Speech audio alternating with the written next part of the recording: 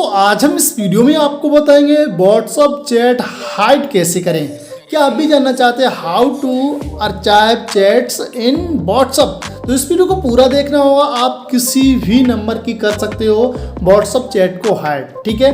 उसके लिए इस वीडियो को लाइक कर देना है, चैनल पर नया हो तो चैनल को सब्सक्राइब कर देना है। तो चलिए आज की इस वीडियो को आगे बढ़ाते हैं, बताते हैं। जैसे कि आपको व्हाट्सअप नज़र आ रहा है, व्हाट्सअप पे हमने क्लिक कर दिया, ठीक है।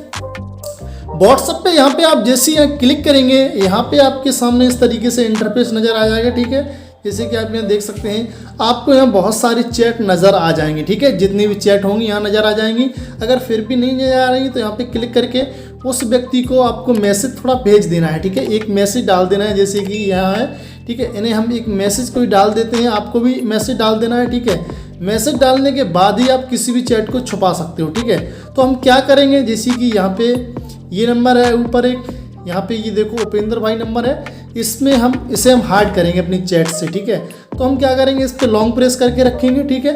और यहाँ पे एक ऑप्शन मिल रहा है, जैसे कि अभी मैं आपको दिखाता हूँ, ये देख सकते हैं आप, यहाँ एक ऑप्शन मिल रहा है यहाँ 3 डॉट के पास में, उस पर हम क्लिक करेंगे। जैसे यहाँ आप क्लिक करेंगे तो अभी आप देखेंगे यहाँ पे नंबर ये हट गया है, ठीक है।